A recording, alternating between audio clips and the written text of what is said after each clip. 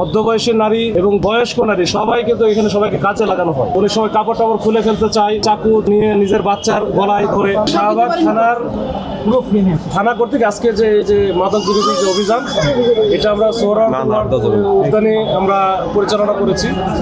এই সোহরাওয়ার্দী উদ্যানে আজকে আমাদের একটু ডাইমেনশন ছিল একটু ভিন্ন রকমের। আমাদের এখানে যেমন ঢাকা বিশ্ববিদ্যালয়ের প্রক্টোরিয়াল টিম ছিল, আমাদের এই মাদক নিয়ে যারা স্পেশালাইজড একটা ইউনিট, মাদক দ্রব্য নিয়ন্ত্রণ অধিদপ্তর সেটা ছিল, এবং আমাদের ডিএমপির ডগ স্কোয়াড ছিল, তো যেগুলো প্রশিক্ষিত ডগ যারা মাদক নিয়ে যাদের প্রশিক্ষণ দেয় এবং মাদক নিয়ে কাজ করে।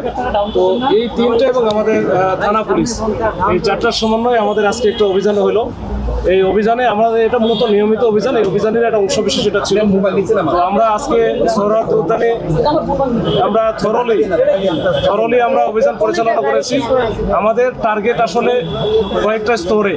একটা হচ্ছে যারা এইখানে সোহরাওয়ার্দী উদ্যানে বা এই আশেপাশে যারা সিন্ডিকেট চালায় বা মাদক ব্যবসার সাথে জড়িত, ব্যবসার সাথে জড়িত, এইটা নিয়ে আমরা যেমন কাজ করি। আমরা গত 2 মাসে প্রায় 100-র উপরে যারা মাদক ব্যবসার সাথে জড়িত তাদেরকে কিন্তু আমরা ধরে আইনের আওতায় নিয়ে এসেছি, এবং ওদেরকে এই জুডিশিয়াল ম্যাজিস্ট্রেটের মাধ্যমে বিজ্ঞ জুডিশিয়াল ম্যাজিস্ট্রেট তাদেরকে বিভিন্ন মেয়াদে সাজা দিয়েছে। তারপরেও কিন্তু ওই যে আমরা বলি একের পর এক কিন্তু এই ব্যবসায়ীরা আসতেছে। এখানে ক্যারিয়ার আছে, ক্যারিয়ার যারা বিশেষ করে এই উঠতি বয়সের এখানে নারী, মধ্যবয়সী নারী এবং বয়স্ক নারী সবাই কিন্তু এখানে সবাইকে কাজে লাগানো হয়। তো তাদেরকে ধরতে গেলেও আসলে বিভিন্ন রকমের সমস্যা হয়। যেমন তারা হচ্ছে এটা খুব ডেসপারেট থাকে, আমরা যখন যাই তখন তারা বিভিন্ন ধরনের সিন ক্রিয়েট করে। তো অনেক সময় কাপড় টাপড় খুলে ফেলতে চায়, তারপরে চাকু নিয়ে নিজের বাচ্চার গলায় ধরে, এরকম বিভিন্ন রকমের সীমাবদ্ধতা আছে। তারপরে আমরা কাজ করি। আমরা আজকে এই অভিযানে মোটামুটি আমরা সবাইকে আসলে আমাদের টার্গেট ছিল না, একটা তো আমরা ব্যবসায়ী ধরি, ব্যবসায়ীতে আমরা কাজ চলতেছে এটা। এরপরে যারা হয়তো বা মানে সেবনকারী, যারা সেবন করার জন্য এখানে আসে, এখানে কিনে এখানে সেবন করে, তাদেরকেও আমরা যে মানে এটা ধরার কারণে যেন সবাই নিরুৎসাহিত হয় এবং তারা বোঝে যে এখানে গেলে পুলিশে অ্যাকশন হয়, পুলিশ ধরে ফেলে, এখানে যাওয়া যাবে না, এটা যেন এই মাদকের অভয়ারণ্য না থাকে। এটা আমাদের টার্গেট। একটা টার্গেট ব্যবসায়ী, আর একটা হচ্ছে সেবনকারী, এবং মাঝখানে আছে ক্যারিয়ার। এই তিনটা নিয়ে আমরা কাজ করতেছি।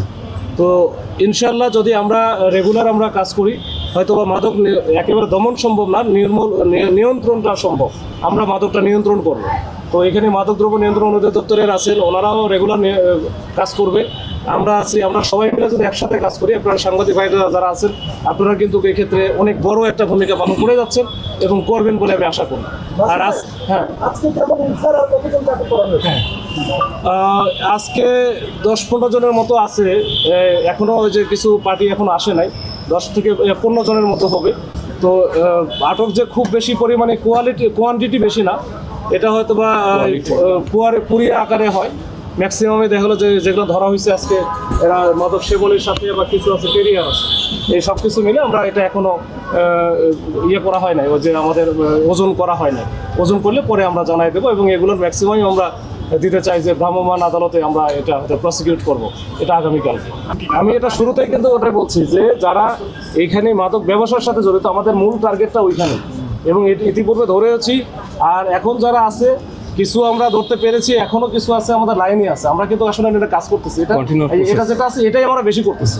আর যেটা আজকে করলাম, কিছু আছে সচেতনতা বাড়ানোর জন্য, যেন যারা এই আপনাদের মাধ্যমে জানবে, যারা বাইরে থেকে আসে বা বিভিন্ন জায়গা থেকে আসে, তারা যেন এটা আসার সাহস না পায়, বা এখানে আসতে যেমন ওদেরকে 10 বার চিন্তা করে যে ওখানে গেলে আমি যে কোনো সময় ধরা খাই যাবো।